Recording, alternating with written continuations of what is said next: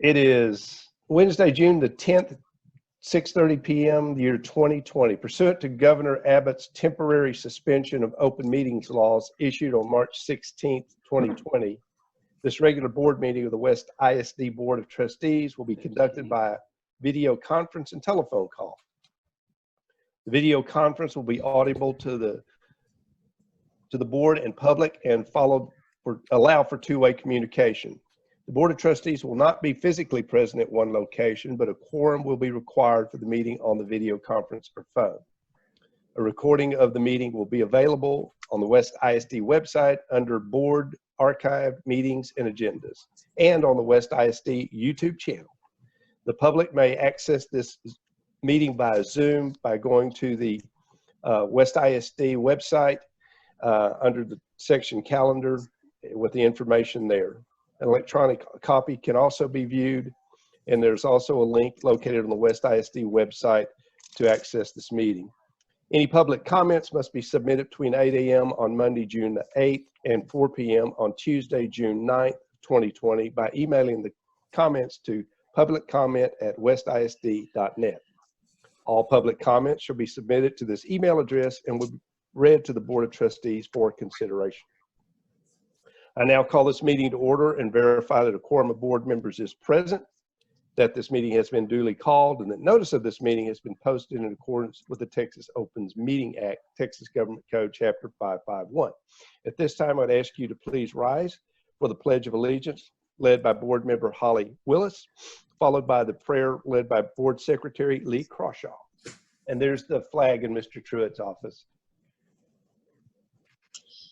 I pledge allegiance to the flag of the United States of America and to the republic in which it stands, one nation under God, indivisible, with liberty and justice for all.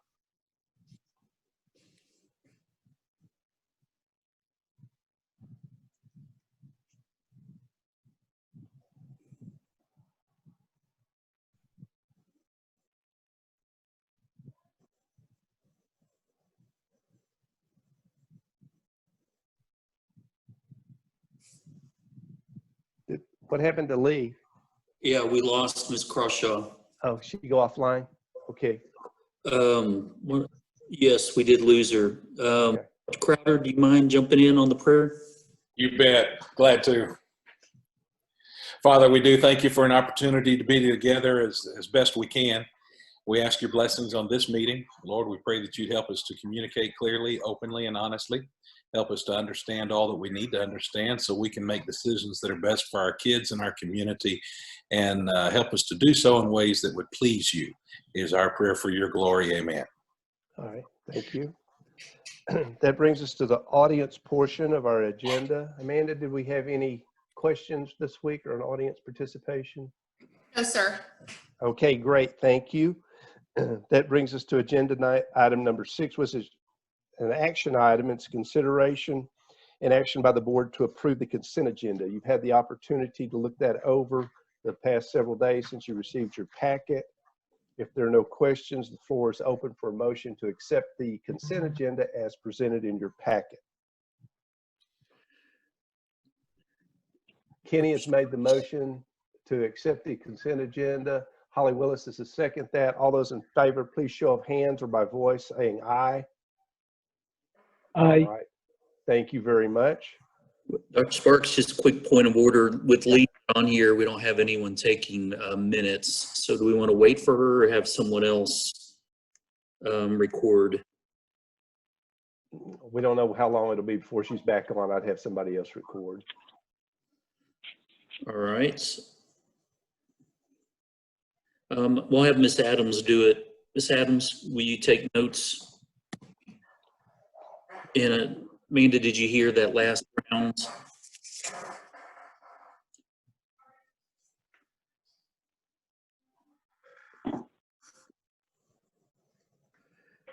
Are we ready to proceed, Amanda? Okay. Agenda. Hold on one second, Dr. Sparks. I apologize for interrupting. She didn't get that last vote, so can we repeat that one? Yes. Holly, I believe you made the motion to accept the consent agenda. Kenny second or vice versa? Which was it? Vice versa. Kenny made the motion and I seconded it. Okay, all right. So, and again, all those in favor of accepting the consent agenda as presented, please show of hands or say aye. Audible. Aye. Okay. So we have 6, and Lee, I'm sure would vote for it, but she's not online. So We need to make a note, Miss Adams, of the time we lost her, because it's in essence, she's absent from the meeting, or stepped out would be the way to look at it. So yeah, 6:34. 6:34, okay. And we'll record when she comes back. Okay. Next item is agenda item number 7, which is a report. It's a West ISD COVID-19 response plan for 2021 scholastic calendar. Mr. Truitt will present that to us. Yes, Miss Adams, you're going to have to watch the host thing for her to get back on, if you don't mind doing that for me. All right, board members, we're going to be in the packets just past all the consent agenda information where you see the current color copy of the 2021 calendar.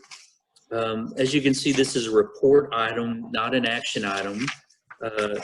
We want more time to study this information, and also we've heard that Governor Abbott is going to possibly open Texas on June 30th in another one of his news conferences, and we want to hear about TDA's response and hopefully get some guidance going into our July 8th board meeting.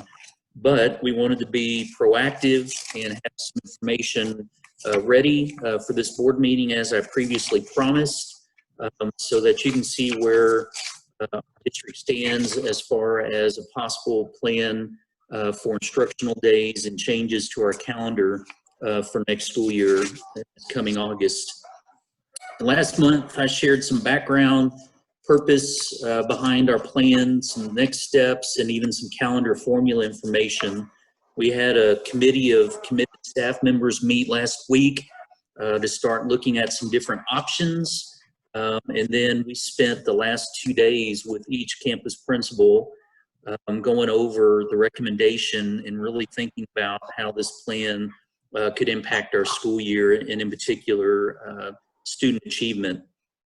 And so when you're looking at this year's calendar, the main thing I wanted you to look at, and it's hard to do a side by side because I know they're bound with the calendar that's 2 pages or 3 pages, excuse me, more into the packet.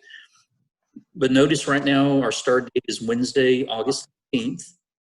And notice our last day is Friday, May 21st. And then in particular, look at where the gray days are in August and January, February, and then that red PD day in March. We're going to come back to those on a possible new plan, and I just want you to see the way it's laid out currently on our calendar that you've already approved. If you'll go to the worksheet I gave you on the next page, I'm going to use this as kind of an explanation of the work of the committee. I think the way to look at our work right now is we're bringing a recommendation of a possible plan to the board. After tonight, I'm going to send out an explanation with some video to it, because there's a lot to explain to our staff and to our parents. Get feedback and questions between now and the July board meeting. I apologize to pause, but we're getting text from Ms. Crawshaw.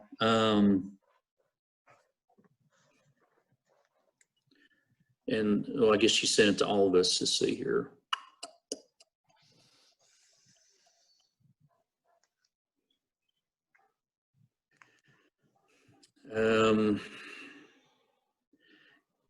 I can keep presenting. Holly, do you mind texting her and saying go with the phone option at this point? You got it. All right, thanks.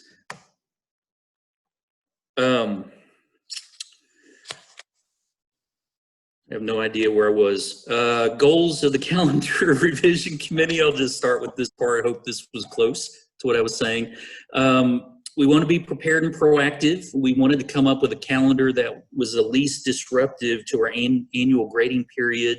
Maybe I should say traditional grading periods and semester schedules. One that our parents are used to about the time we start in August and end in June. We wanted to maximize our number of instructional days leading up to Spring Star, because as of tonight, there is petitions going around to ask, and resolutions going around to ask Commissioner Morath to have another year of no star, to give us a chance to get through this unknown period of COVID-19 in the 2021 school year. But again, they're just resolutions and thoughts right now. There's no plan to move the dates. And so this one was important to us to make sure we front loaded as much as possible to have as many instructional days as we can, because a lot of districts are backloading and obviously going to the end of June, which would be as many as 45 school days after, or a whole grading period, the way to look at it, after STAR testing. We wanted to bank as many instructional minutes as possible, and we wanted to have a plan to transition to online learning at any point in the year, short or long term, for any of our students, dependent upon COVID-19 resurgence, if there's one. And so last month, we talked about some of these scenarios, and we got really specific with the staff and went through and ranked which one we wanted to consider for our calendar. So first, we looked at the first day of school, and you can see the different options there. We looked at switching out some staff development days and flex days for instructional days. We looked at how adding instructional minutes, or what we've come to call transition minutes, is really what it is, of 15 or 20, and then we had others for each of these. And then we looked at how we would add days at the end of the school year, going past that Friday, May 21st period. If you go to the next page, you can see what we came up with. So I typed in ranking order of how the committee wanted the possible new plan layout. If you remember from last month, we're already starting with 7 banked days because of our number of instructional minutes in our calendar. And just as a reminder, remember our formula, remember the 75,600 minutes. Remember how we talked about we have the 466 minutes because we have to use our highest campus, and that's Brookhaven in our formula. Remember, when you tally it all, we have 7 extra days in the school year to use if there's an ice storm, if there's a flu period, that we had 7 days already in our calendar, already pre-planned as just in case. So we're already starting with the 7 days. So think of that as a 0 line above my chart that's in your packets. All right, so that number 1 recommendation, when it says add 15 minutes to the beginning of the school day, that would be taking that 466 figure up 15 minutes.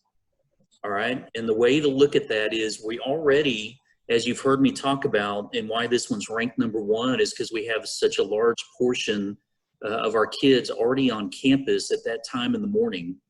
Many of them are sitting in the cafeteria or a gym. Maybe they're getting breakfast, maybe they're going to tutoring, but they're already there. And with school starting at the elementary at 7:45 and at the secondary campuses at 8, many of those students have already sat waiting for the bell to ring for some an hour, for a majority definitely 30 minutes and to 45 minutes. And so we were trying to figure out, because of some of the CDC guidelines about having kids in large groups, in this case waiting for school to start because they're already there for buses or school transportation or before school activities, whatever the reason is, how could we get them moving to class and start the day and our instructional period faster? And so 15 minutes doesn't sound like a lot, but with a majority of our kids, and we estimate it's as high as probably 85% are already there, that why not go ahead and get them moving and use that time to bank more days? And so just by adding 15 minutes, again, the kids, a majority of them are already at school, we get another 6 days. And so with line 0 with the 7 and just recommendation 1, we're already at 13 days. So we're just too shy of 3 school weeks already banked, and that's the only thing we've changed. And for our teachers on here, I just want to make clear that we've got to think about 2021 as we've never thought about a school calendar before. There's so many unknowns, and we know the TEA is going to give us regulations to consider for a calendar and starting school and how the school day will look and what we can and can't do with class size and so on. So anything we're planning on this calendar, we'll look at it at the end of the year and say, was this good for West ISD long term, or was it only something good for 2021 because of what we were facing with needing these COVID breaks possibly in our calendar? So for the example, I know asking the 15 minutes is big. The teachers are already required to be on campus getting ready for the kids. I know that makes the day 15 minutes longer, but if it's not something we want to see in the calendar for 21-22, you can remove it. Remember, we still have the 7 days. So I just wanted to make that point that I know we're asking a lot by extending our school day even more, but COVID dictates a response. And if the kids are in the building and they can't be sitting together in the gym and cafeteria, this is something we have to do and might as well get them to the classrooms. So that's option one. And again, that already gets us the 13 days. Ranking, prioritizing our response for number 2 is moving the start of school to Monday, August 17th. We love starting school midweek. And so we had it at Wednesday, August 19th. But thinking about adding days, front loading before STAR versus taking away days at Thanksgiving or Christmas or adding them into June, we felt moving school up 2 days, which we've done before. We've started on a Monday and had very successful years, even having that full first week. Just that decision gets us 2 more days, and we're already at 15, and that gets us to 3 full weeks. All right, so that's next on our list of priorities. Next, change Monday, October 19, 2020 to an instructional day. Traditionally, recently, I probably should say, we've added this concept of a fall break. And so that 19th would be the Monday. We talked a lot about which day we wanted it to be for the break of the 9 weeks and the planning and work time for teachers. And we decided to make the 19th an instructional day because it even gives another day into that second 9-week grading period. And so there's another day that we looked at, which gets us to 16 days. And then we looked at Tuesday, January 5th, making it an instructional day, which gets us to 17. And so now you can see that we're already at 17 days, and our goal to maximize as many days as possible leads us to the blue days on the calendar, and that is on the prioritize chart. You can see that on number 5. And the order in which we would take those days, I want to stress importance. We know that we have President's Day and this day after spring break and MLK Day as blue days. And the reason I'm introducing this concept of a blue calendar day is because we only use them if we need them. And that's very important that we explain that, because I know MLK Day is a very important observance. President's Day, I know having that work day between the 3rd and 4th 9 weeks is important, especially for training. So we would only use those if we need them. So remember, we already have 17 days banked through January 5th. And what we're being told is more than likely we would need these days in the fall semester before Christmas. And if we need them after, then we look at the end of school, as you've heard me say. But these blue days would get us to 20 total. But again, if needed, we already have 17 days, so days 18, 19, and 20 are the 3 blue days. And then the committee said if we needed anything over 20 days, which is an awesome start, most districts were doing 10 and 15. We would start tagging Monday, May 24th, and however many days we would need, we would go towards June.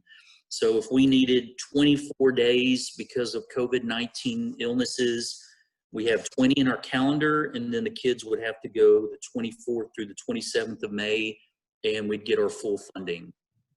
All right, if we don't do the full 187 for teachers, that's a challenge because of the contracts. Remember, we've got to have the minutes is the key.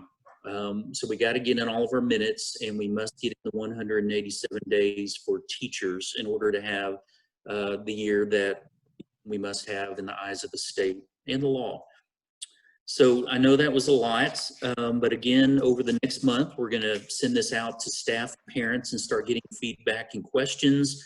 I just want you to see where the administrative team and the calendar review committee, I appreciate those teachers giving up their morning for us. But I think this explanation of the 6 ranking steps and how we already had 7 days banked that gets us to 20 meets all of our goals and doesn't disrupt the school year. We're still starting middle of August and ending at the end of May. We have the feel of an intersessional calendar because of our planned days that I just mentioned that are built in, and we're ready to roll. So in July, if the state doesn't bring back new recommendations for the calendar, this will be the calendar that we most likely will bring to you for approval. Questions? That was a lot.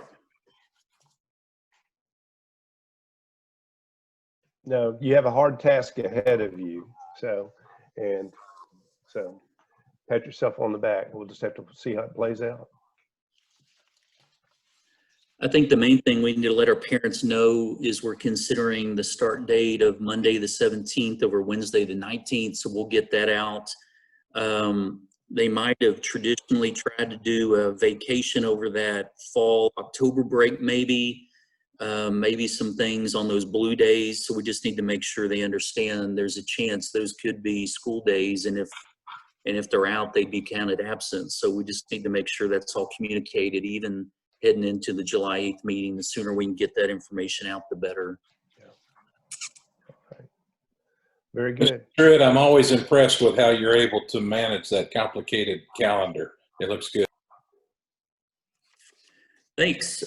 This one came from a hardworking group of teachers and administrators, Dr. Crowder. They had some good ideas and some things already they were thinking of, and we really came to consensus pretty easily and quickly. I thought we might be there much longer, but they could easily see the options that best fit West, and that's the key to this calendar. This might not be the right calendar for districts across Texas, but for our community, this is what we want to see with the banking of the 20 days and getting the kids moving to class earlier in the morning and not going to school all summer. There are some districts that have already put out round school, year-round calendars and those intersessional calendars, and some have just tagged days at the end of school. But I think ours is what's best for us and least impacts our staff, students, and families. So we'll keep plowing forward and see what feedback we get. There's probably things we haven't thought of that our teachers and parents will share, and we'll go from there. Amanda, I see Lee is back in the waiting area. All right, so this isn't an action item, information item. If you have questions over the next month leading in the July meeting, I'd love to hear your thoughts, preferably over barbecue and a Dr. Pepper. All right. Well, thank you very much for that report. If there are no further questions, we will move on to agenda item number 8, which is a report for the Centers for Disease Control and Prevention considerations for our schools. Mr. Truitt's also going to present that. All right, board, we've been working on this over the last few weeks as well, even through the principal meetings over the last 2 days and some sessions with Amanda in particular as we think about some instructional pieces related to this document. It didn't make it in your packet, so earlier this evening I emailed it to you, and if you don't have it up or didn't get to see it, that's okay. I'm going to go through every bullet point of it because I think it's important you know what the CDC is already recommending for schools as we move in this idea of being open in August. But I want to caution you that it's just recommendations. You're going to say that over and over again. It's not requirements, and it's not a TEA document. I believe 100% we will get guidance from the state, and I believe the CDC document's probably where they're starting.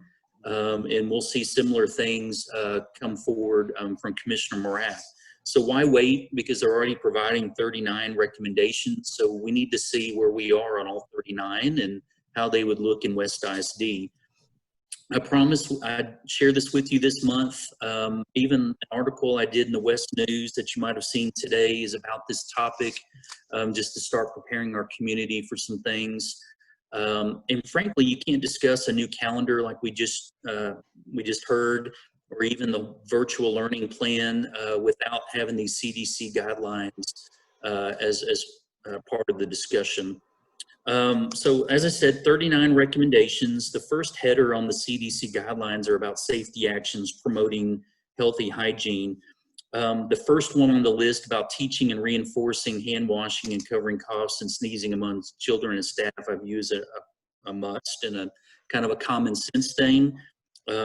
Whether it's our counselors or nurses, administrators, through daily announcements, science lessons, videos, school messengers, we just need to do an all-out reminder of what we can do to help prevent the spread of COVID-19. TEA already put out materials to help us with this, so it just needs to become a part of our back-to-school curriculum. And I probably should have said as you work through the document, because this next one you can see is in yellow, there are 7 that are in yellow, and I put them in yellow as a warning or a caution, so you would know that these are going to be tough or challenging for us to implement. So out of the 39, there are only 7, I guess I'm kind of stealing the show of the whole presentation there, that we're still trying to think through. The others we could implement tomorrow. So you can see this next one is all about face coverings. And I don't know if you heard, but today the governor and the Texas Department of Emergency Management is spending some money on some student and staff materials. And one of those things are face coverings. So they're even going to provide these materials for us based on our staff and student size of our district. And so that first point, and I didn't put this in yellow because it's strictly talking about staff. And as the adults on the campus working with the kids, moving amongst large groups possibly of kids, if they require us to wear a face covering, we would make that a requirement of our staff. Now the part in yellow is because they're talking about the kids. But if you'll note in there, they admit it's challenging for younger kids. They see that it needs to just be encouraged, particularly in other kids, because they recognize it may not be feasible and should only be considered physical distancing is difficult. Large groups moving through hallways, maybe going to a lunch period, maybe a specials class, just when social distancing is challenging, making sure that the kids have those things.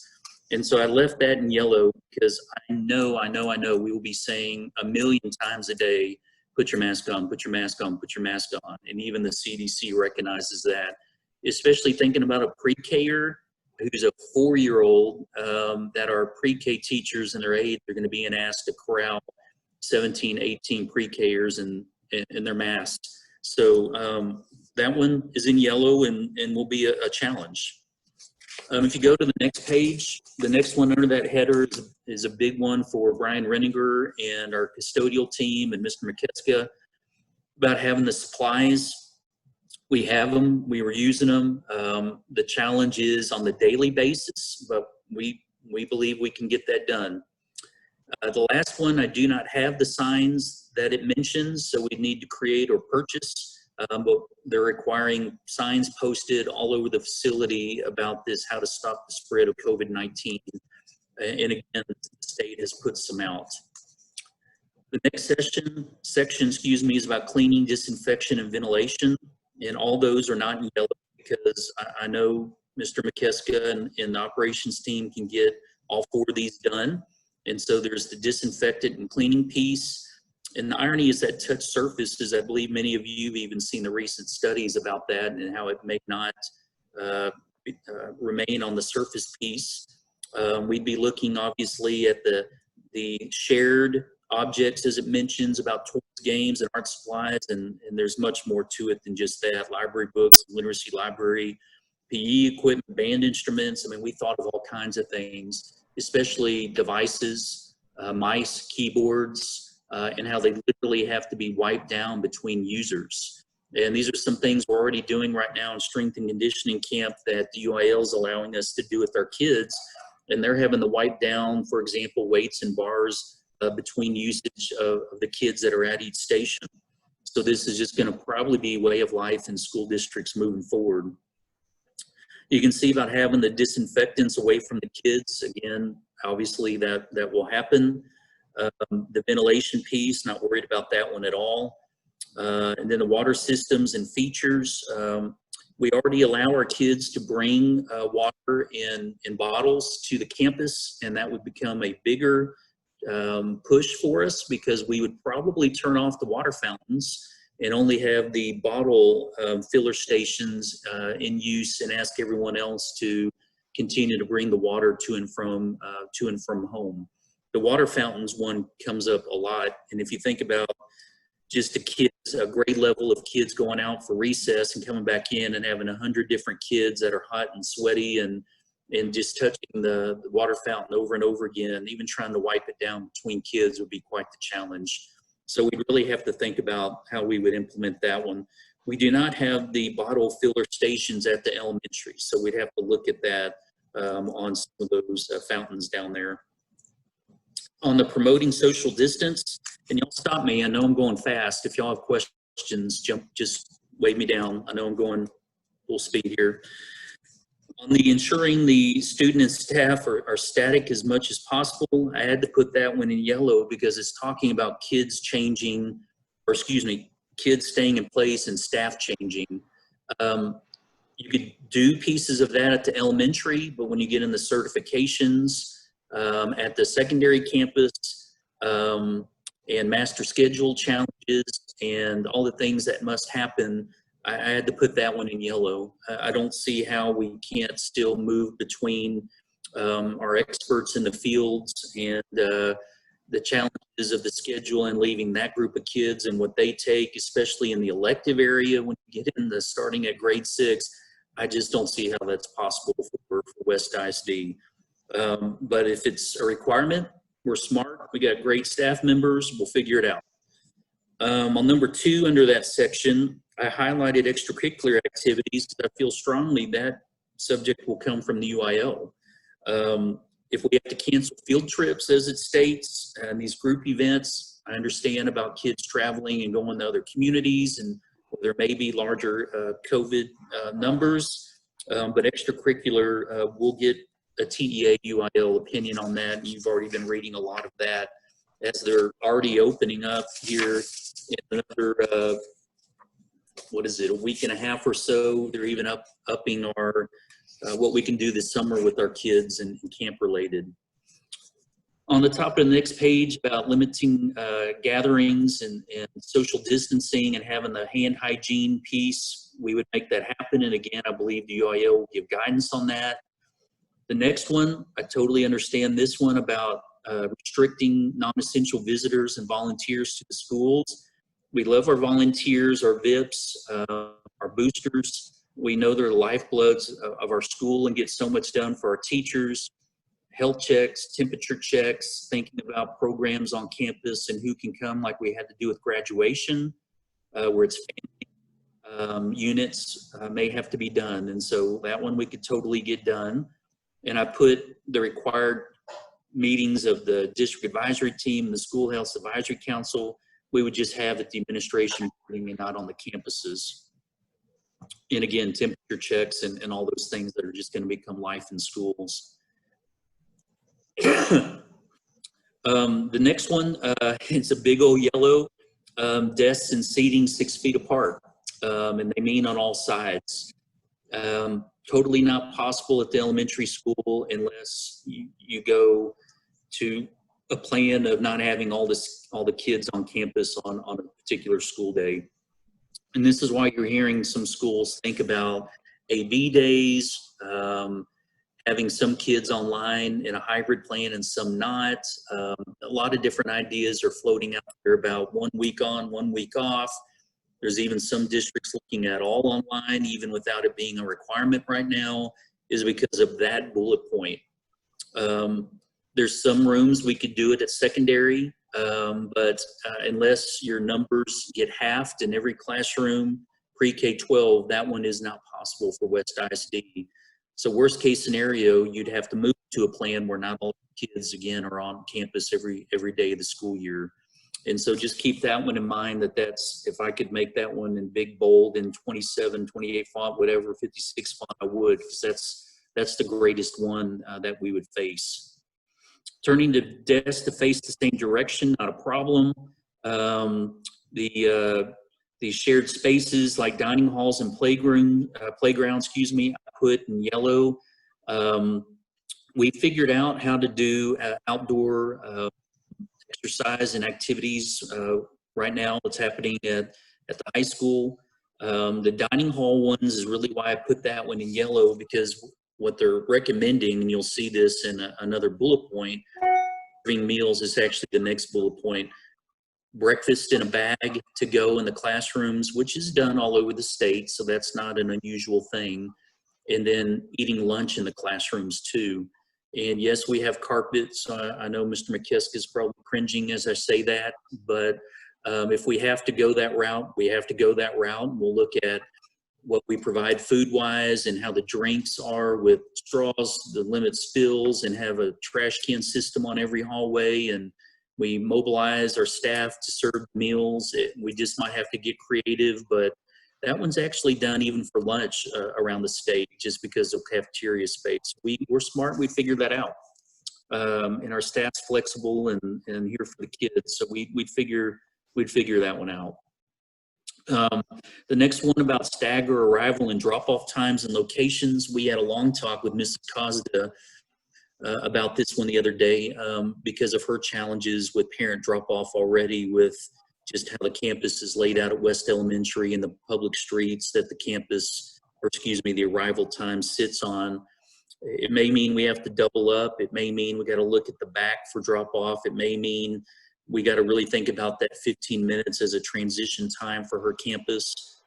Secondary manages a little better with the circle drives on both middle school and high school side, and so many of their kids at the high school being able to drive. But we know we're going to have to look at staggered dismissals. It also led to a discussion about dismissal from the classroom, so the kids aren't all going down the hallways and congregating by the buses or the carpool. We have a system to call in and call family names to dismiss kids for carpool and bus numbers for buses. So again, a lot of flexibility on that one, but we can make it happen. The next one is in yellow, and a big one again, if I could put it in 124 font, 1 kid per seat per bus. We're not in position to find drivers or purchase double the fleet we have now. We're just gonna have to do the best we can with some of the other COVID-19 suggestions for bus riding. Maybe some of the kids and their parents will think, hey, I'm gonna drive you this year, but that one would be hard to get 1 kid per seat. Some of our routes are 2 per seat and totally full, and to get that one down, it's not as simple as adding 2 more buses and just magically having 2 more drivers appear. So that one, along with the 6 feet apart, are the 2 that keep me up at night. Unlimited sharing, you've already kind of heard that about the different belongings and having a system where 1 kid has their stuff and maybe it's kept in a bag or a cubicle or a backpack all day, because we don't want to share glue and scissors and those things. It also means, like in our class, every kid having designated supplies and no sharing. So there are some expenses that they're suggesting in that one. Same with food and having things prepackaged and boxed. More family style meals and less buffet, where kids are reaching across serving lines and things and possibly touching some of the meals. The train our staff is an obvious one to me. Obviously, everything I'm talking about will take major training and explanation in our back to school red days that are on the calendar. The checking signs for symptoms, the biggest one in that section is obviously moving to a health check, temperature check for staff and kids every morning. And I didn't put that one in yellow because I believe we figured out, just like we did for some of our end of the year events. It means restricting access to the building and having stations with folks on duty. It means we got to purchase a lot more forehead thermometers. But I believe no matter what's even in the TEA guideline, that one will be in there.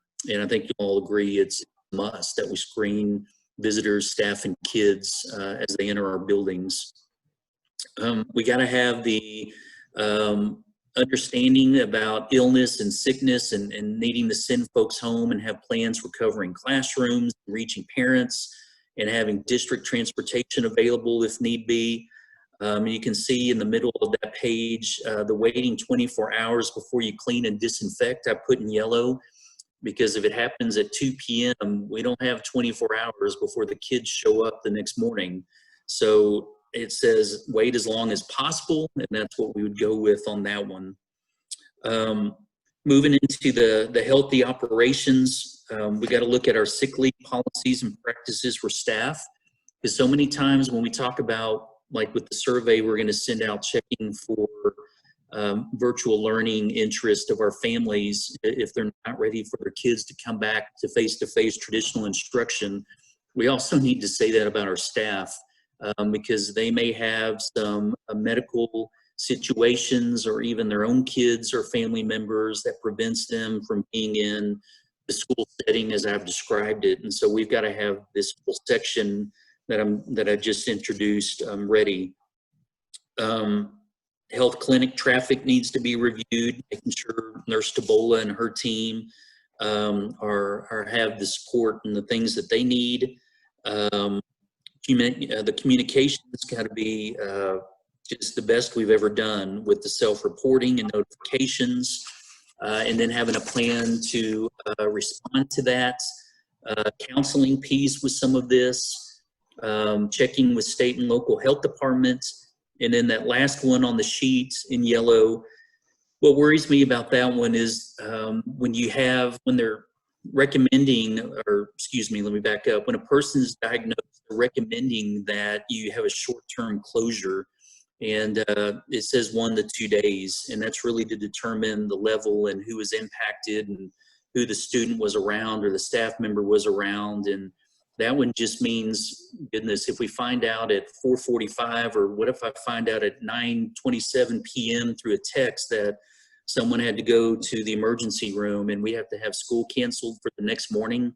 You see the challenge there. And so I put that one in yellow, that we're just going to have to do the best we can and really think about the quarantine piece and really go with the advice of our health professionals, especially our campus nurses on that one. So again, 8 in yellow, 31, I believe we could implement tomorrow. The 2 biggies, 6 feet, the buses. Now I await TEA's guidelines to see, but I feel like right now, guys, because it's already June 10th, we've got to come up with a solution and plan for all 39 of these just to be ready for worst case scenario. And so we'll start coming up with ideas with the help of our principals and staff. We're going to form, like we did a calendar committee, a CDC response committee, because we need teacher input. It's their classrooms. They'll have ideas and things we haven't thought of. And I'll give you updates on it, particularly the 8 yellow items at the July board meeting. That was a lot, but I hope it was informative. And now you have this document to see where we stand if school started tomorrow. Very good. Challenges for everybody across the state. So, I have Questions? a question. Of course, I Yes, have a go ahead. question. Seeing how I came to this late, I apologize. Phone wouldn't work, nothing would work. Anyway, getting the face masks and the potential of teachers having to wear them, we need to look at possibly having face masks that are clear of some sort. Because like most of us prefer to be seen and see each other in this format, kids are gonna have a preference in general, as well as having those kids who depend on visual cues to help them. And so we really need to look at what that looks like to get those kinds of face masks also. And then my other question is, are they putting anything out yet for our special populations or anybody else who absolutely, kid-wise, who absolutely won't keep a mask on if that's required and that kind of stuff? What, because we've got sensory issues of special populations as well as non-special populations that that have sensory things going on. No guidance. Obviously, each of those would be an individual situation. The cool thing, Lee, is, or Ms. Crawshaw, is that on that list of options that the state's providing us, there's 6 different types of masks, including the shields you mentioned, and there's even dividers between students, clear dividers. So they have quite the list of things that they're providing for us. And so I love that it wasn't just one type of mask. So we have many different options, and whatever the staff or student needs, we'll have it. Of course, we'll purchase if the state's plan doesn't come through. But there, as you know, just from walking around Waco, there's many different options. And the face shield makes perfect sense. I get what you're saying about our staff needing that. But the dividers, I thought that was interesting that they were on the list as well. And so did I hear you correctly as I came in that you were saying that the state is looking at providing funds for that, for the purchase of those, or something Yes, to that ma'am. effect? Just tonight, it just came out. I sent Mr. McKeska, it's called the Personal Protective Equipment update from June 9th, from yesterday. And what they're going to provide staff and our students based on our district numbers. And it's got gloves, thermometers, all types of masks, hand sanitizer, face shields, desk dividers. And some of the things are tentative, but it's more information will be coming from TEA, but really they're using money that was probably intended for the school systems, and they're just spending it on this so that it's already paid for and there's a plan for it. So yeah, quite the list, and we just found this out. So good stepping place. Are the masks available? Because that has been a real problem for the PPE stuff, of having adequate supplies. So far, yes, but the sooner we look into that. When Mr. Reniger had to get some for graduation, we didn't have a problem. But the number you're talking about have on a weekly basis is, we're talking about every school district in Texas needing that number times 187 school days. So the sooner we get on it, obviously TEA stockpiling is they're committing to a plan of some sort for every district in Texas. So you're right, we need to look into that and yesterday. Yeah, because they define continuous use. You can use one N95 mask for 1 8-hour period or one class day and stuff. And then you can let it set for 5 days to air out and stuff. So you could take and rotate them and stuff, but that's a huge number of masks to go through. And if they become soiled or wet, or some of the ladies wearing makeup and stuff, any kind of compromise like that, you're not supposed to use them again. Yes, sir. Other questions? They prepared this document in May, and I just bet you that when school starts again, things are going to be vastly different. I think it's going to feel like a different world. So the work that y'all are doing now to prepare for that, I think is going to wind up having you well prepared for what's going to be a lot easier than we think. I think so. I think so too, because the CDC has already come out with some changes about how long, about contact surfaces, and Larry may be able to speak to that more than I can, but just some of the general changes that seem to be rolling through. I agree with John.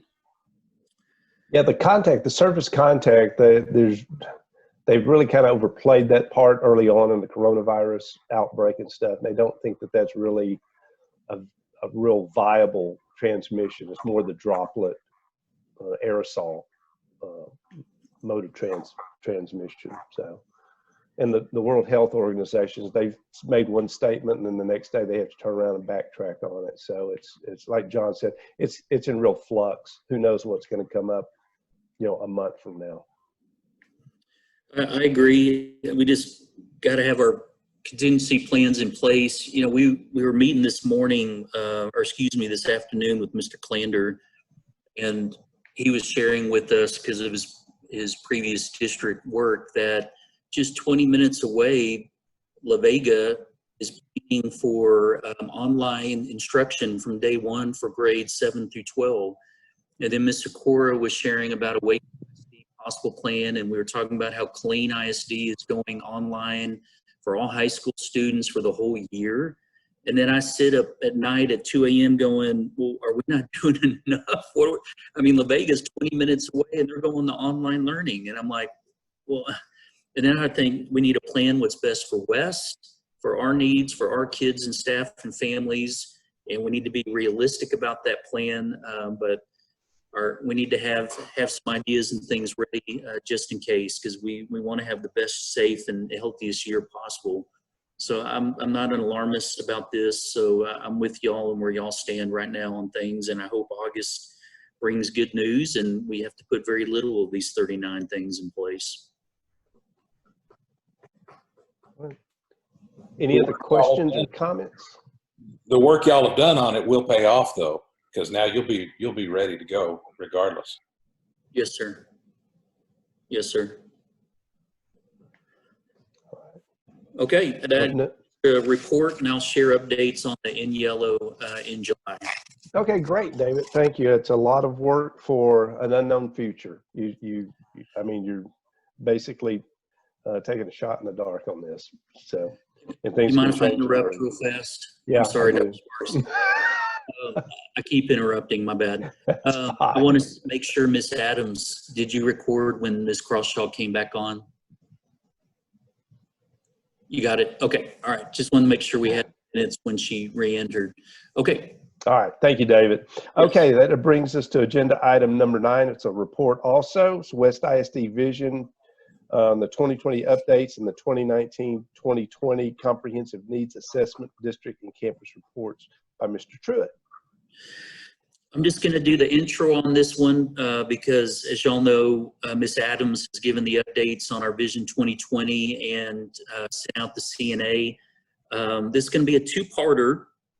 We first want to talk about what we lost as far as our Vision 2020 plan during the COVID-19 time. That 10 weeks took away some timelines and some things that we were supposed to get done by the end of school, and without having school, it interfered with where we need to be. And so she's going to share with you what those areas are and some possible responses. And then on the CNA, the Comprehensive Needs Assessment, we did the best we could to have it obviously online like we always do, but not having school obviously put some damper on those committee meetings and even the number of responses. And since so much of the CNA was tied to the Race to an A plan, our district improvement plan, our SHAC goals, and other initiatives, I wanted Amanda to share with you what those questions were and an overview or a feeling of response of where we stand on each one. We will send you the entire document, but it's 546 pages if you print it out. So we're going to send it to you as a PDF so you can read all responses for every question for all campuses. And then in July, we're going to come back with more detailed information about what's actually going in the campus improvement plans and the district improvement plan related to these two topics that Amanda's going to share right now. Okay, take it away, Amanda. Thank you, Mr. Truitt. As Mr. Truitt mentioned, we have just finished in the teaching and learning team analyzing the phase of our instructional plan, ESF Vision 2020 plan that we missed while we were out. And so there were several things that we were going to have completed by the month of June that we are now phasing back in and working towards getting ready for the beginning of school. So I'll just talk briefly about those and then move into that CNA and how those align. So when we talk about that Vision 2020 plan, one of the big pieces of having a high quality instruction and curriculum plan is the way we plan our lessons. And so a big part of that plan was to reevaluate our lesson planning process and method and format. And so we're working on that right now with coming up with some different ideas, sharing those first with our administrators for feedback and then with our teachers. And then our intent is to have a phase-in plan because it's quite detailed to be able to meet the stringent requirements of the ESF framework, working with them to provide training and continuously throughout the year next year as we do phase 1 and phase 2 of that lesson planning template, to be sure to include more detailed aligned instruction and strategies in those plans. So that's a big piece that we are working on right now. Also, our professional learning teams and how those are organized at each campus. We did a huge amount of work on that at elementary through our work with the targeted improvement plan, and then that shifted to the ESF plan because it's a very similar process. We're looking to move those normed styles that we do PLTs up into the middle school and high school level. So working with Mr. Klander on things like master schedule and just nuts and bolts, location, time. How do we work this into the teacher's day where it's a productive meeting where they work together on data and also planning together for student growth. So that's a big one that we're working on right now as well. One of the biggest pieces is assessment and how that impacts instruction. Producing a calendar of assessment for all types of assessment that happen on our campuses. And that would have traditionally been something that we would have wanted to have out by now, but with the calendar and all the changes that we were going through, we're finishing that up for submission to our principals to review. And then we like to get that out to our teachers as soon as possible so they can plan around that.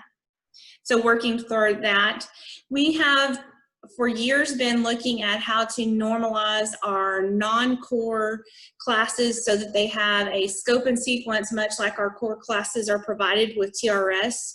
So through the summer and in the beginning of August, we're going to work with our elective teachers and our other non-core areas, CTE, and all of those to help them work through a check system of creating that scope and sequence with the teaching and learning team and offering them feedback so that we then have a scope and sequence for each course that we offer for all grade levels and all subjects. That's a huge goal, a lot of work, and so we'll work with our teachers to get that part completed. And then we've met with Carrie and Chuck today and yesterday about lead teachers and their role in getting us those names and helping to normalize their job description if they're lead teachers, or some things that we're going to work on, really solidifying them and empowering our teachers to become leaders amongst their peers, and working through that is a huge part of the Vision 2020 plan. Those are the most immediate things that are happening. Once we get through those sections, we'll move back into phase 2, which will begin in August and work through the end of the school year. But those are the things we're going to catch up on between now and the beginning of school, because we missed out on those opportunities due to home learning, and focusing on what we really need to focus on then were the students and teachers and how to get them through that. So that's where we are on the ESF, trying to get back on track, and we will. But that leads to the CNA. We did do the CNA a little different, campus needs assessment a little different this year, in that because we weren't all together, we did the survey and left a lot of our questions open, where they had the ability, the teachers and staff, to tell us how they were feeling without it only being a checkbox or a multiple choice question. And I would like to say that for the most part, everything was very, very constructive. And in fact, I would have a hard time thinking of anything on the survey answer sheet that wasn't constructive. And we felt very happy that it was very aligned to our work. And so that was a huge thing for our teaching staff and our faculty to be able to give us that input. And we looked at it, and the CNA this year, of course, focused almost solely on our Vision 2020 plan, but we also thought it was important to add in some SHAT goals, because we worked on a lot of things with our school health committee as well. And then we included some safety and security.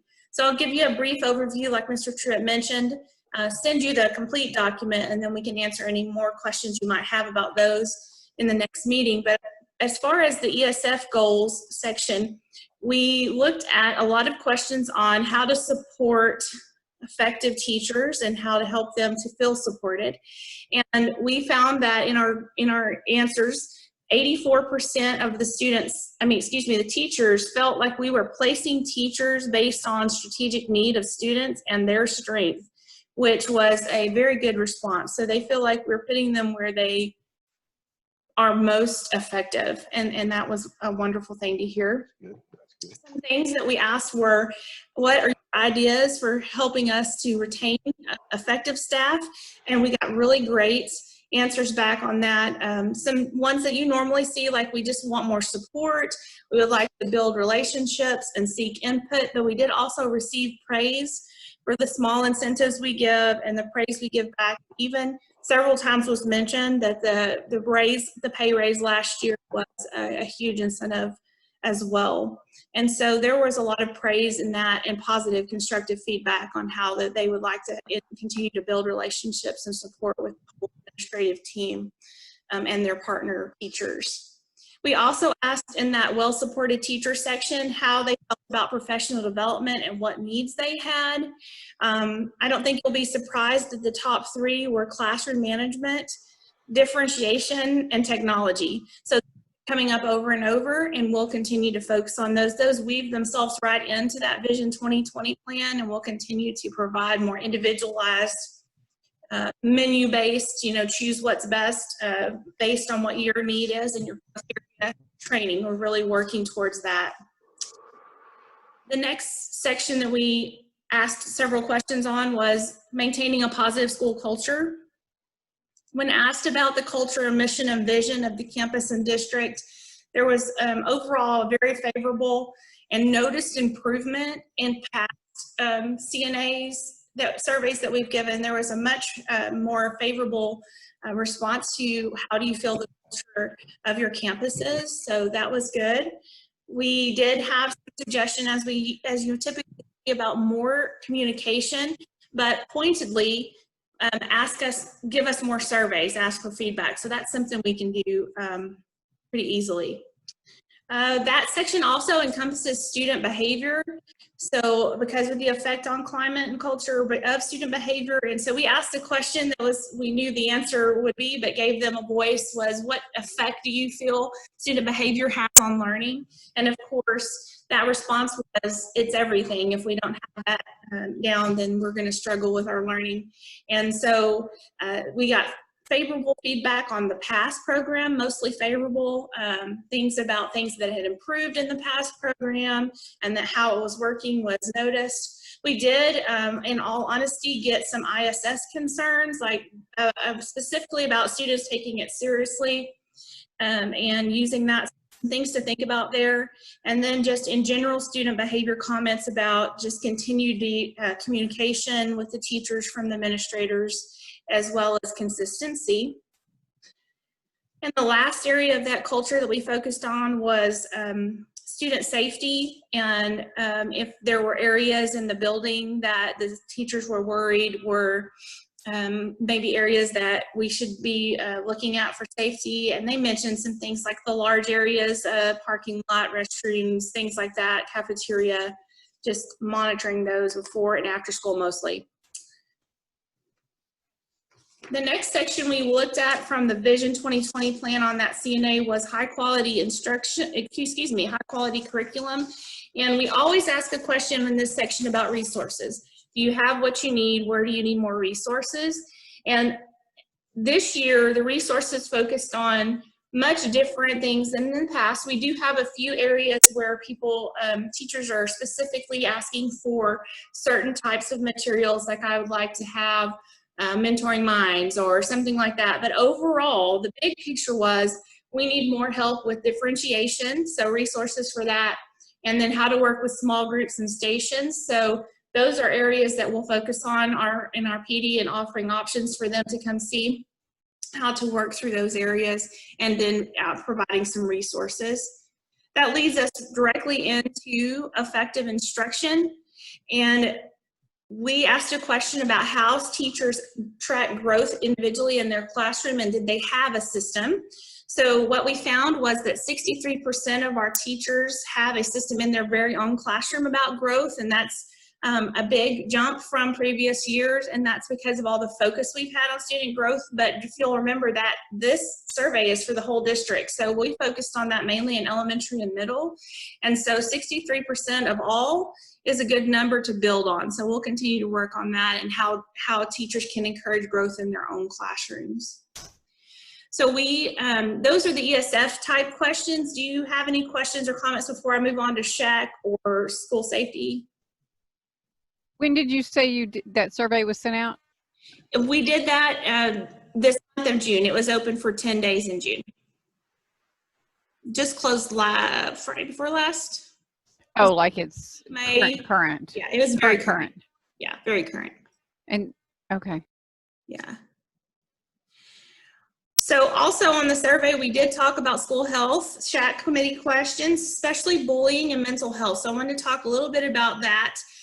On the bullying section, we asked questions about did the teachers feel like they knew the process as well as the students on what to do if they suspected bullying or needed to report bullying. Almost all respondents said they knew the process and felt like the students did as well. They knew that we had anonymous reporting. They knew that we did guidance lessons. And so that is a good turnout for that section. Mental health as well. They knew that the process was they needed to tell somebody that was important, that they didn't need to wait. They knew who to tell and talked about it. And so those were good feedback for that section as well. On safety and security, we focused on, do you know what the requirements are, and are you comfortable with the standard protocols? Do you know what to do in those situations of lockout, lockdown, evacuate, and shelter? And 94% said they were either confident or very confident in those areas. So that was a huge piece that those team members worked on last year, is making sure that people knew those protocols. So we were successful there. And like I said earlier, the only other thing on safety and security we asked that question about areas that they felt might not be safe. The majority said no areas weren't safe, but we did have a few that said unsupervised areas like collaborative spaces, cafeteria, parking lot, outside of normal school hours. So that overall was a very positive CNA. We do have individual responses that we want to look at for our campus improvement plans and make sure we're doing the right thing for those teachers in professional development, and especially that positive school culture one's a huge piece of our Vision 2020 plan. So any questions or concerns or comments that I can help with?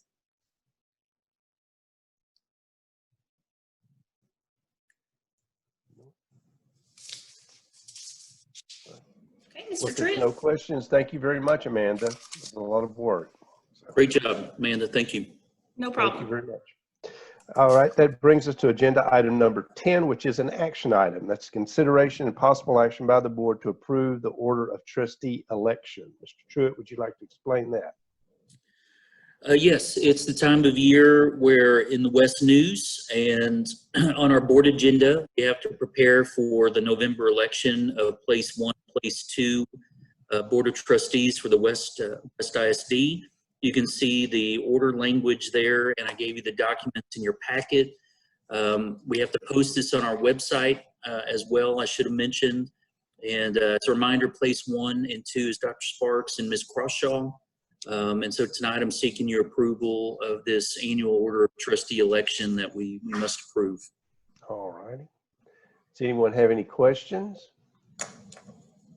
Something that we do on a regular basis. Okay, the floor is now open for a motion to address agenda item number 10, which is the approval of the order of trustee election.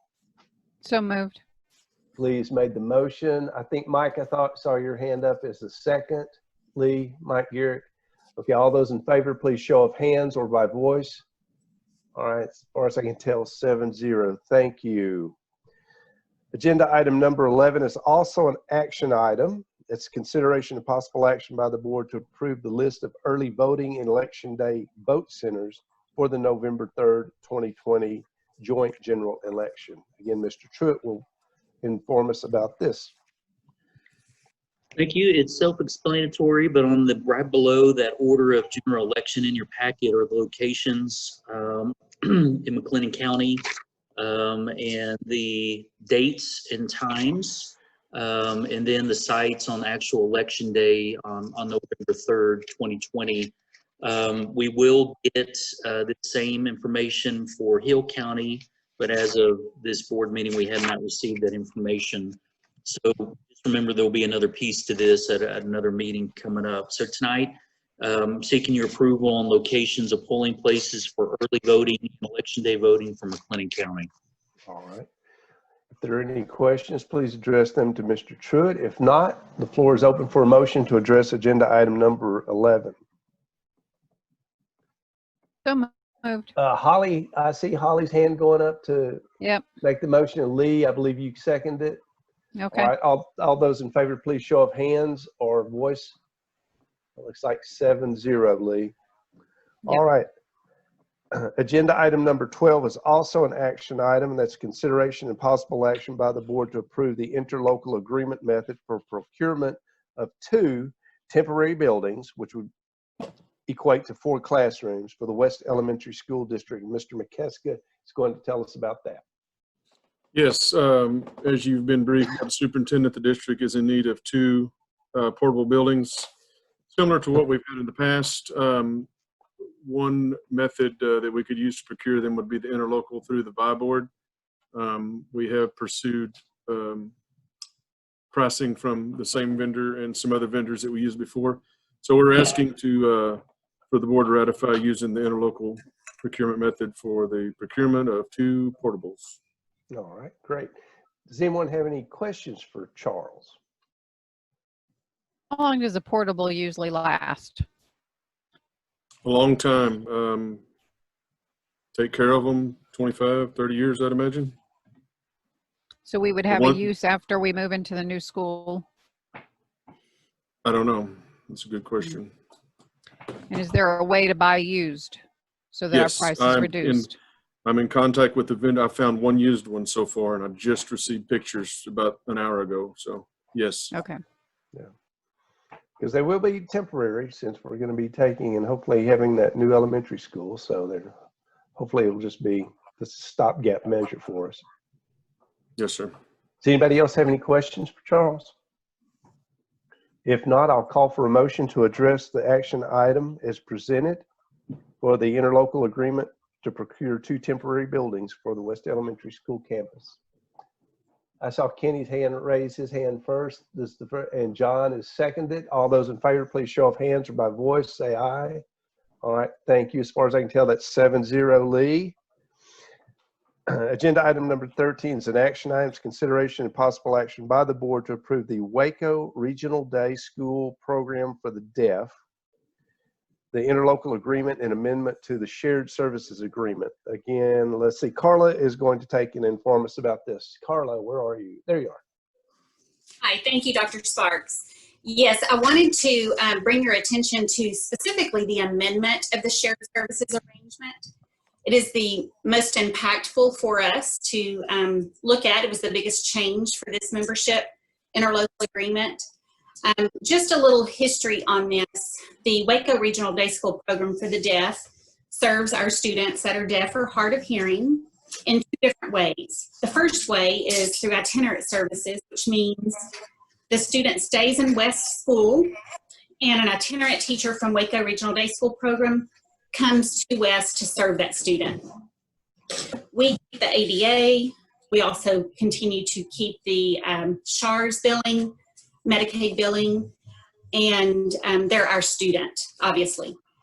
The other way is if the ARD committee decides the student goes to become a student at Waco Regional Day School program on site in Waco, and the price difference between the 2 historically has been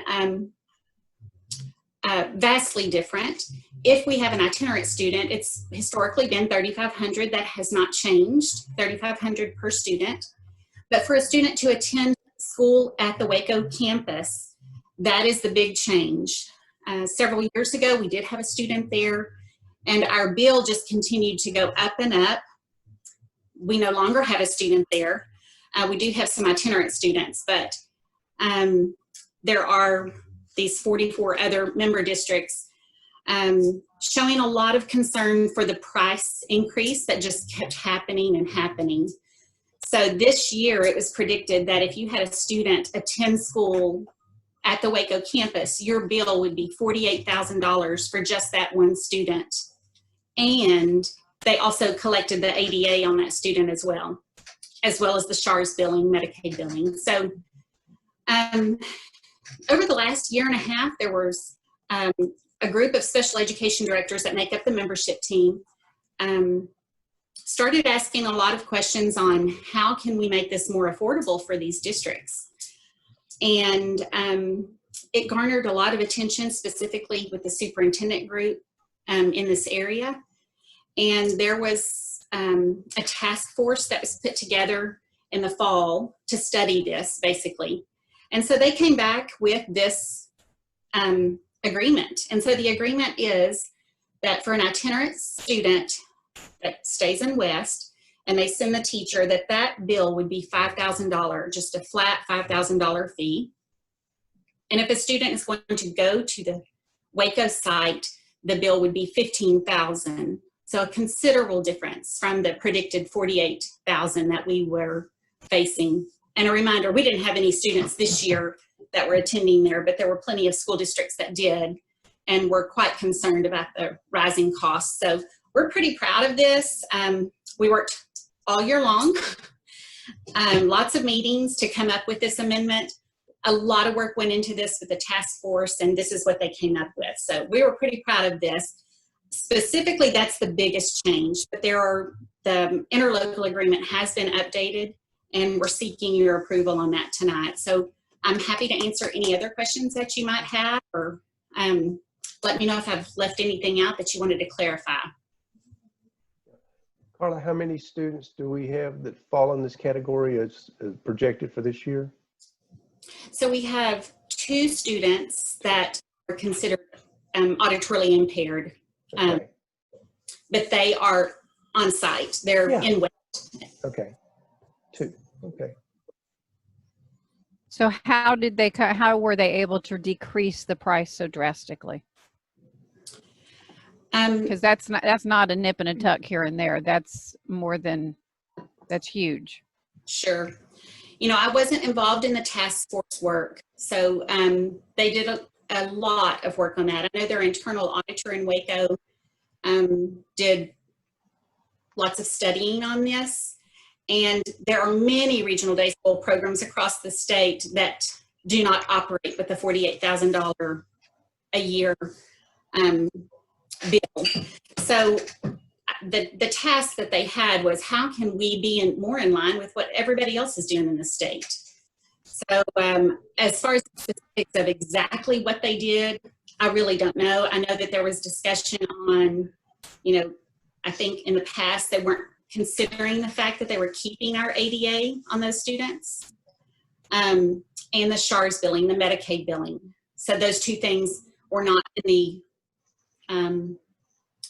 at least outward formula that they had given.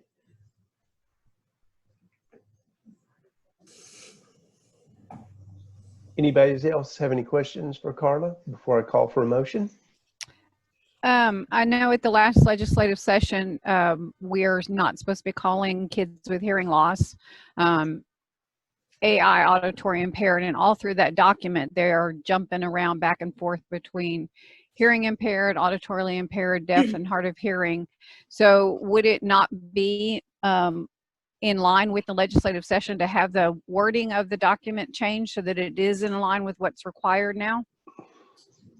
Yeah, you're right. That was in the last legislative session, but on a federal level, as far as IDEA is concerned, it's absolutely still appropriate. AI, hearing impaired, auditorily impaired, deaf and hard of hearing, they use those all throughout these documents. So you are right. That is what Texas has asked for.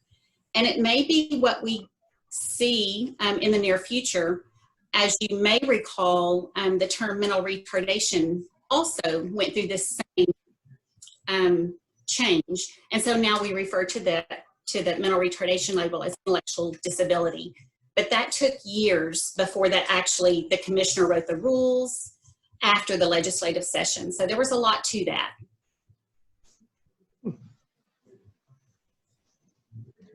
Anything else? Any comments or questions? David, do you have a copy of some of my questions that I had that I don't have? Yes. I'm trying to come up with it. Sorry. Sorry to hold No, you you're guys up fine. again.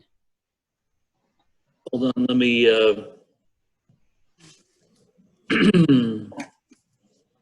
Okay, I'm coming up with it My here. email. Let me, that's okay. I'm finding it. you found it? The first one was Yeah, about, yeah, yeah. I'm seeing that. Yeah. So one of my questions is in section 2.3, it says that a chairperson can be elected from the management board and not be a member at the same time, and not be a member. So they're saying that somebody can be, it's a conflict of verbiage to me is what I'm saying, is like, how can someone be elected from the management board, but at the same time not be a member of the management board? And why would you want someone outside of the management board to come in and be elected as a chairperson? I certainly see your concern on that. I will tell you, as long as I've been attending the regional day school program meetings, we've not ever had this chairperson. We've had a chairperson, the coordinator, but he's not ever assigned anyone else. So I guess in the working, the necessity of that is what, and then what? How is it possible to have?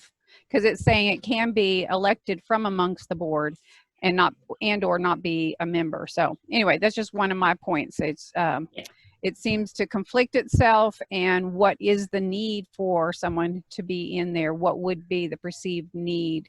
They must be thinking something if they're putting it in there. And I'm not sure. I have never experienced this at any of the meetings, so I'm not even real sure what this what we were trying to get at with this. This was not that would be my question that I would ask to be asked, is what are we getting at with that? I can certainly ask. Would that be that Mr. Soggy gentleman? Yes, sir. We can get an answer to that, Ms. Crawshaw. I think you know his first name is Ben Soggy, I believe. Right. Yeah. Yeah, we can get answers. Yeah. Okay. Very good. And on 4.1, this is just a little bitty thing, and I don't know what's appropriate, what's not appropriate, where it states that that it's a program of K through 12, when the regional day, like most other schools, are pre-K through 12. And so should that not be changed also? Again, that's just a tiny thing. And you've already addressed them. How they're able to cut back so drastically. What are they looking at? Are you still there? Hello, I'm losing it again. Are you still there? My computer's saying that I've lost connection. Nope, you're still there. We can hear you. Okay, all right. I've got my phone going as backup just in case.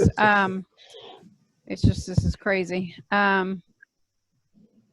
There was Ms. Crawshaw. the other thing, and are you there?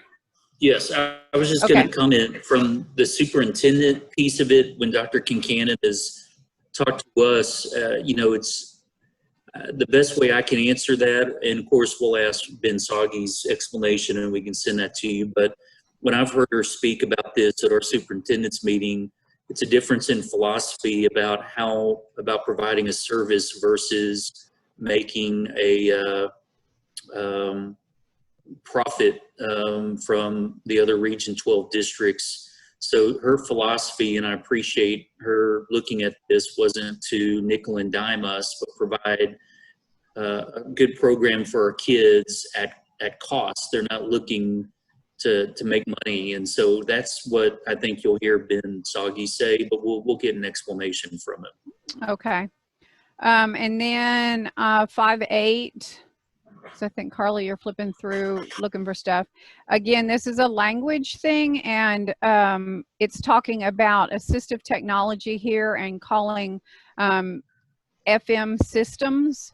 Well, FM is a specific technology system, a frequency modulating system, or I probably am even saying that wrong, but it's a specific way of a frequency to be traveled. And there's another something M system, and there's a whole bunch of them. There's Roger, there's all sorts of things. So old school is that FM is all that was available back in the day.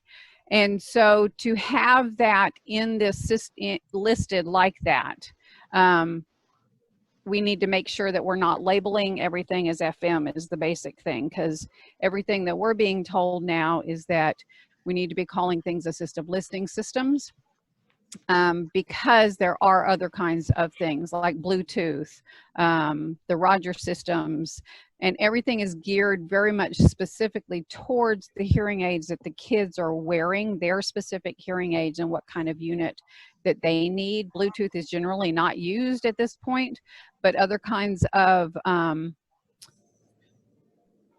transmitter receiver systems are, and it's very rarely FM anymore. And they also stick in there, type in there that it says something about audio shoes, and audio shoes are just a component of a system, where there may be other kinds of hearing aids that might need something else other than an audio shoe. And so to me, breaking those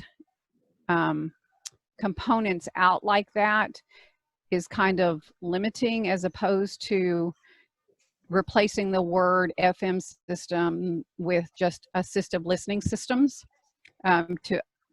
so that no matter what the student needs, they're able to get that and use that, as opposed to FM is very difficult to you can get it, you can still get it, but it's not the high technology of what is compatible with the hearing aids. Sure, and the purpose of, I'm sorry, the purpose of 5.8 really was to delineate who pays for the FM system or the assistive technology. So I don't think that they were trying to talk about what's an FM system or what's assistive technology. There's or other AT or AI equipment. So I think it's just a lump of, if a kid needs a piece of equipment, whatever that is, if they're a central student at Waco, then Waco ISD picks up that tab. If they're an itinerant student at West would pick up the tab. So that's really the purpose of 5.8, not so much to delineate what is assistive technology versus what is an FM system. I'm just saying, if we're talking about systems, though, it would seem to me that the language would need to be appropriate. That's all. Because the regional program has always picked up that tab, unless in recent years they've tried to put it off onto the home district. And if they're in your home district, of course you pick it up yourself. But that's just my thoughts. Okay. Was there anything else?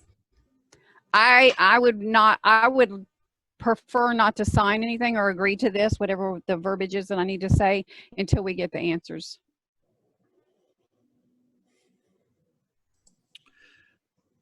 Okay, let me think through what you just said. So was that mean when we vote, you'll vote no, which you're entitled to? I just wanted to make sure. Are you voting? I don't know what I'm asking, Ms. Crosstraw. Let me think about that. Are you going to vote yes? I think you're answering it, Rhett. I think you're answering it correctly, asking it correctly, because to me, there just seems to be, if it's a document of language that we are held accountable for, then the language within the document needs to be accurate. And so you would vote no, and okay. Because that's the current piece, and that's okay. And we'll work on, before you sign it as secretary, to get the answers you need. But right now you're approving the document as presented. So, or you can take no action as another no option. action. That's true. That's true. You can take no action and wait till the verbiage is cleared up. I don't know, is there a critical date on this that we need to act? Ms. Sikora would have to answer that. No, sir, there's not. There's not a reason why we would, must have it today. I know we are trying to get this in line. We've been working on it for the last year, so we would love to have it shored up pretty soon. Okay. Carla, how long do you think it would take to get Lee's questions answered? That I'm not sure about. Okay. If Can I jump in on that one real Yeah. fast?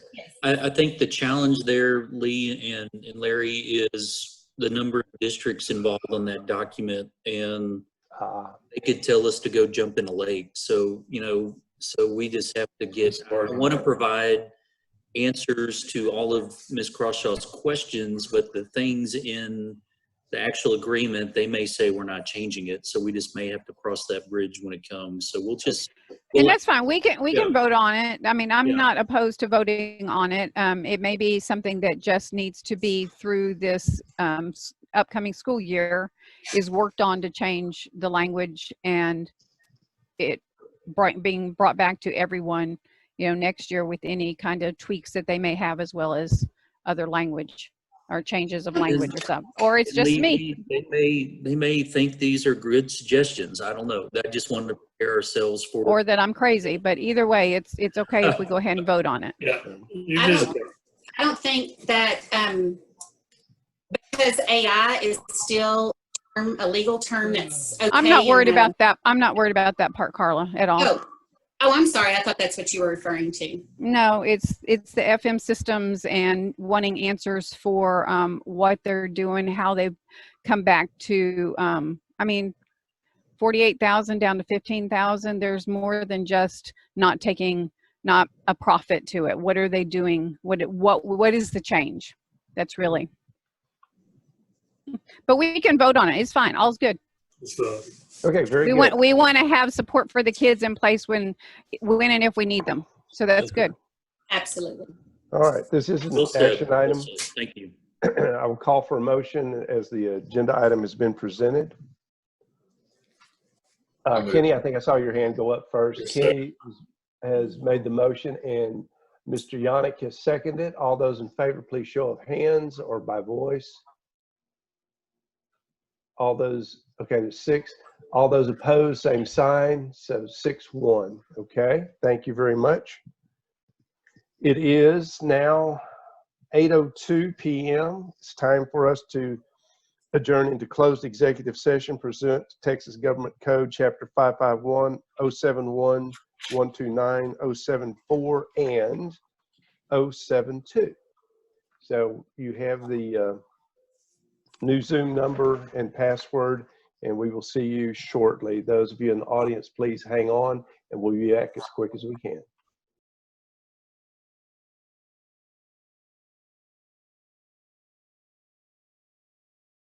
Closed executive session for possible action relative to the items considered during closed executive session. Mr. Truitt, would you please take over? Yes, I'd like to thank Ms. Humphrey, Procka, Ketchum, and Crowder for sticking with us. Y'all are troopers. All right, we're going to shift to 15A and 15B. With the way the agenda is crafted, there's no action on 15A. But on 15B, I'm seeking your approval tonight for Brianne Clark, Woodwinds and Choir at West Middle School, High School, and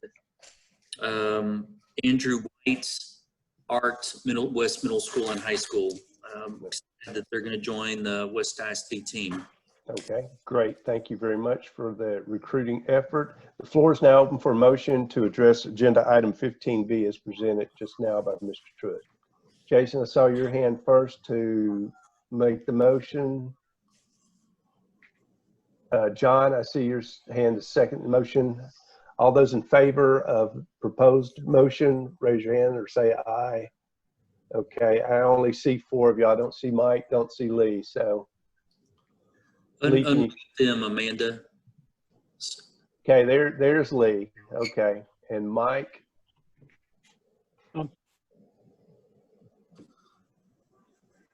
I'm for it. Mike there. Okay, thank you very much. There you go.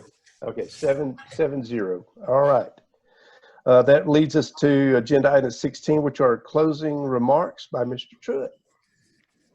Yes, I first want to pay a compliment to our principals. As I've shared, I want to do it publicly. The fact that we only have 2 openings in West ISD for the 2021 school year on June 10th is amazing.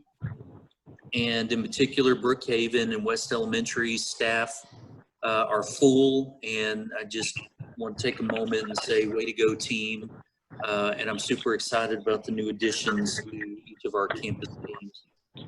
On 16A, I just wanted to give you an update that we heard back from the states. Hold on, we got some feedback.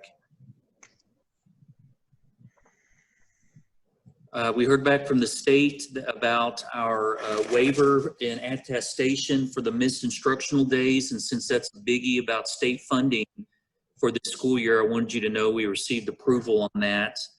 And also because this has everything to do with our healthcare plan in hopes of finding a cheaper, better plan for West ISD, our DOI plan was accepted. And so I just wanted you to get those updates because those were 2 biggies from here in the spring. On our back to school district campus events and dates, I'm always looking ahead to give you information.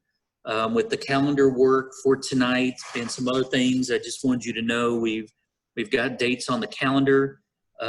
Meet the Trojans and Lady Trojans night, and our football scrimmage is Saturday, August 8th at 6:00 p.m. at Trojan Field. We've got all of our Meet the Teacher events planned. And I wanted to make sure you had now on your calendar that August 10th, Monday, August 10th at 1:00 is convocation, and love for you guys to all be there. And remember, we do ice cream and things afterwards, and it's a great way to kick off the year. But we're going to honor our awards from the spring at convocation, and you always are the ones that give those out.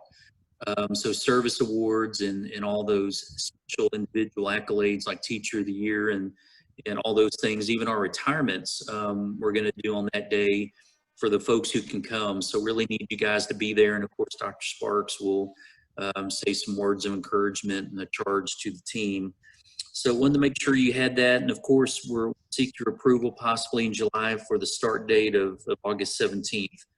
So just wanted you to have those dates now on your calendar, and hopefully you can come to meet the Trojans, Lady Trojans night, which is always an incredible night. Looking ahead, I gave you the dates for our budget timeline. Wanted you to have these down on your calendar.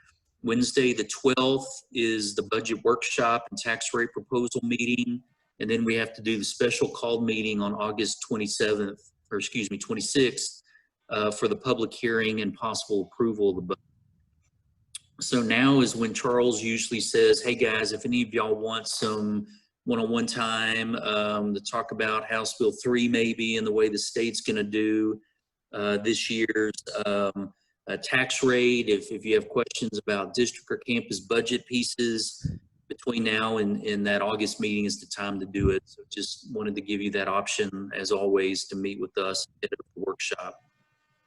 And then finally, this one got away from us on this required board cybersecurity training. It's a requirement from the state in the last legislative session, but we didn't know it had a deadline of June 14th. So But that's been pushed back to October. David? We just asked. I didn't know that. Oh, my understanding is because I knew about it, and so I was asking around, and what I was told was it's October. It's been pushed back, but I can pull my email up and look at it again and see. I wish you would, because we just asked Walsh Anderson in an email to Charles. They said we needed to get the board done. So I would trust them over my email. Okay. All right. I'll double check because I had Charles working on this because one of his duties is technology. So you're going to get an email from us no matter what. So we might as well get it out of the way, because I want y'all to know it's super easy. We've learned it takes 15 minutes and even has a little quiz that's easy to follow, and it meets the guidelines of the Department of Information Resources. So this training is part of their certified, off their certification list. It's super easy. We probably were going to do it at SLI, like I said in the email, Let's get it done, and then we'll do the staff in August when we come back to school. We have to do this annually, so we just need to get used to it. So you're going to get an email that's going to look like junk mail called KNOWBE4, KNOWBE and the number 4. And we're going to assign you guys up to it where you can log on and do it, and then even get a certificate from them, and then we can even see if you've completed it. Excuse me. So I wanted you to know that that's coming. And the name of the survey is called 2019 Your Role, Internet Security and You. And so when you get that email, I just didn't want you to delete it. So it's going to look like junk mail, because when you see the KNOWBE4, you're going to think it's someone selling something. So I'll let you know when that's coming out. I got mine today so I could see what it would look like. But Lee, even if they extended it to October, let's just get it done if that's okay. Oh, I'm not complaining. I'm just saying when I was looking for it, because the trainings that I'm doing, it had come up. That's the only reason I'm asking, or I asked. Fine, you might be correct, and I appreciate you're always up on those things, so thank you. But since the tech guys have already worked on this, I vote we just get it done. Is that all right with everybody? Yeah, good. All right. And FYI for everybody, I've asked Lee to look into waivers for the appraisal on the superintendent, something the TEA has put out, and they suggested whether we do it or not, but to go ahead and get it done so we can get our foot in the door. So I think, David, you're aware of that. Oh, what Lee sent me about how we waived everybody else and I could be waived too? Yeah. I really am fine, because we already talked about it at length in January, and there's things I'll share in July too. So Okay. I'm okay. All right. Is there anything else, Mr. Truitt?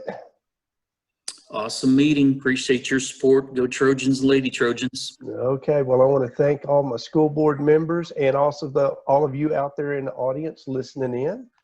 That's going to conclude our meeting for today. The floor is now open for a motion to adjourn. So moved. Okay, we got Lee is so moved, and I saw Jason second that. All those in favor say aye. And That was Holly. Oh, was it Holly? I'm sorry. Yeah, Lee. Holly I'm sorry, and Holly. Jason. I'm sorry. That's okay. I got it. Holly and Jason. We're good. Okay. All right. Well, good night, everybody. And it's 9:26. Hey, don't we We gotta have vote. to like We gotta all vote vote. on We that? gotta vote. Say aye. Say aye. What? That's Aye. true. That's true. Yeah. All those in favor, raise of hands or cut off your computer or whatever. Okay, that's like 7-0. Holly, I assume you're voting yes. I can't see you. Yes, Mike. sir. Yeah. Aye. Mike, I heard Mike. Yeah. Yeah.